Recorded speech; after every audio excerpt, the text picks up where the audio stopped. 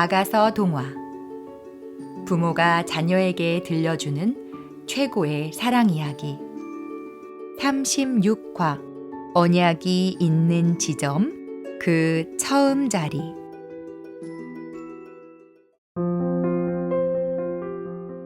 아가서 3장 1절에서 4절의 사건을 다시 읽어줄게요. 신부는 자기 침상에서 일어나 사라진 신랑을 찾아 안타까운 마음으로 성에 나갔고, 애통해하는 마음으로 성을 순찰하는 야경꾼들에게 신랑이 어디 있느냐고 물었더니 가르쳐 주어 어렵사리 신랑을 찾은 뒤 어머니의 집에 같이 갔다는 이야기예요. 이 내용을 해석하면 성도가 주님을 찾기 위해 영적 지도자에게로 가서 말씀을 공부했더니 주님을 찾게 되었고, 그 후 주님을 붙잡고 어머니의 집으로 갔는데 그곳이 바로 언약이 있는 지점이었다는 거예요. 언약이 있는 지점은 바로 처음 자리예요. 하나님의 언약은 우리의 처음 자리, 즉 술람미가 게달의 장막 같고 검고 쭈글쭈글한 노예의 자리에 있었음을 잊지 않게 해줘요.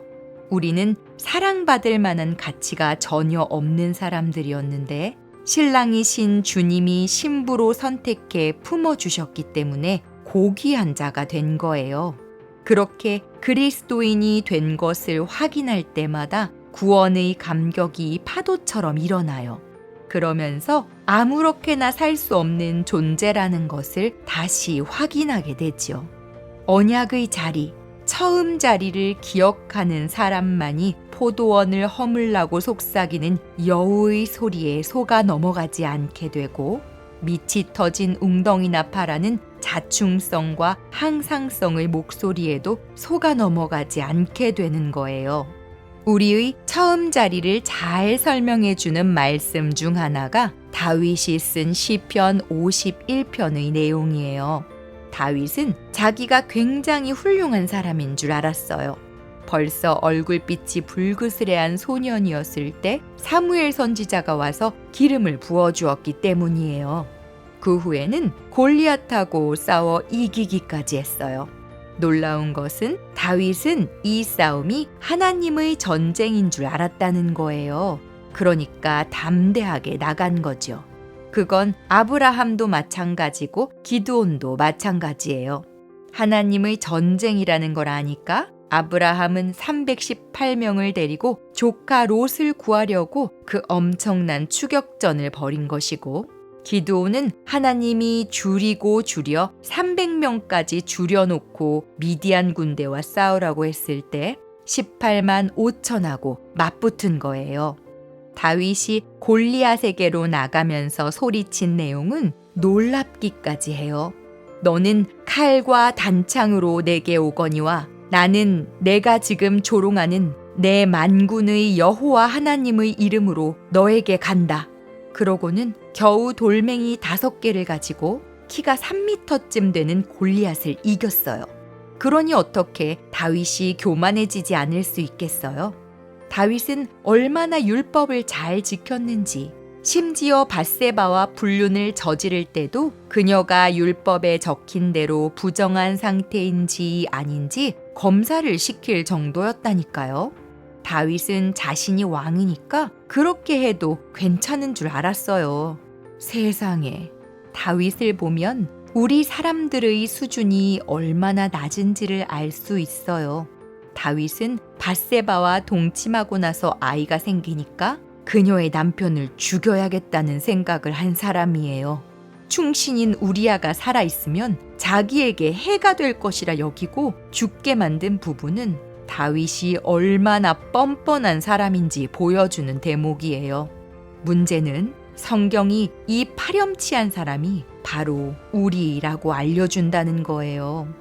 다윗이 자기 행위를 감추려고 우리아를 집으로 보내 아내 밧세바와 자게 하는 장면은 얼마나 역겨운가요. 우리아에게 이게 내 아이야 라고 속이려는 장면이지요. 이런 사람을 하나님께서는 내 마음에 드는 사람이라고 하다니 인간의 이성으로는 잘 이해가 되지 않습니다. 하나님이 그런 다윗의 죄를 폭로하시는 이유가 뭘까요? 너의 처음 자리의 모습을 반드시 알아야 한다는 거예요. 언약 안에 있으면서 생명력을 잃어버린 사람에게 울리는 경고의 표시예요. 결국 다윗은 밧세바와 잠자리를 해서 생긴 아이를 낳아요. 첫째 아이예요. 이 아이가 어느 정도 잘 자라고 있을 때까지도 다윗은 나는 왕이니까 그럴 자격 있어 라고 생각하고 떳떳하게 살았어요. 어쩌면 이것은 이 세상에서 왕으로 살고 싶어 하는 우리 모습일 수도 있어요. 우리는 죄를 지으면 얼른 정당화하는데 다윗도 마찬가지였어요. 다윗이 밧세바와의 사이에서 첫째를 낳고 얼마까지도 나는 괜찮아 그랬어요. 그 후에도 이전처럼 율법을 잘 지켰어요. 그런데 갑자기 나단 선지자가 등장하더니 다윗의 실체를 확 폭로시켜버린 거예요. 다윗이 얼마나 깜짝 놀랐겠어요. 나단이 다윗에게 왕이 이번 일로 주님의 원수들에게 우리를 비방할 빌미를 주셨으므로 밧세바와 임금님 사이에서 태어난 아들은 죽을 것입니다 하고 하나님의 말씀을 전하니까 다윗은 그때부터 그 아이를 위해 기도하기 시작해요. 그런데 안타깝게도 아이가 큰 병에 걸린 거예요.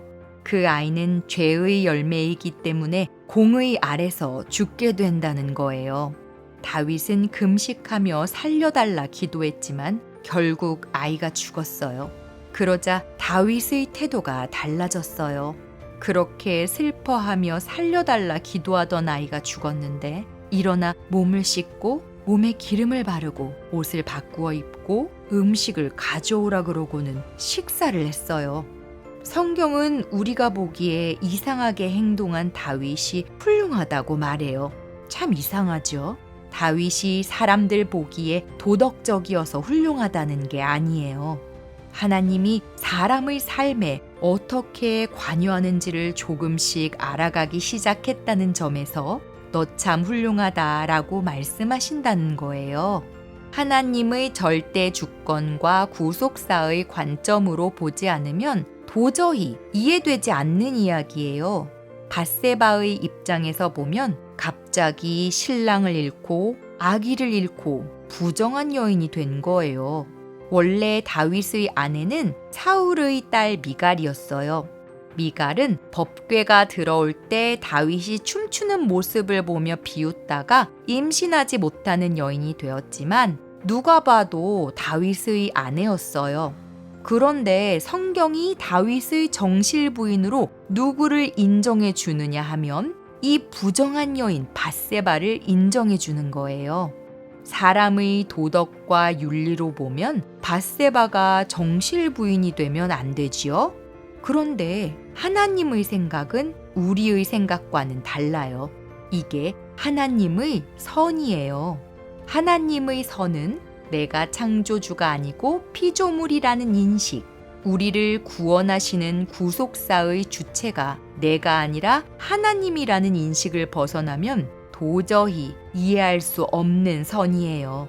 성령께서 이 동화를 듣는 여러분에게 다윗 같은 나를 사랑하셔서 하나님 선으로 덮으신 은혜를 깨닫게 해 주시기를 축복합니다.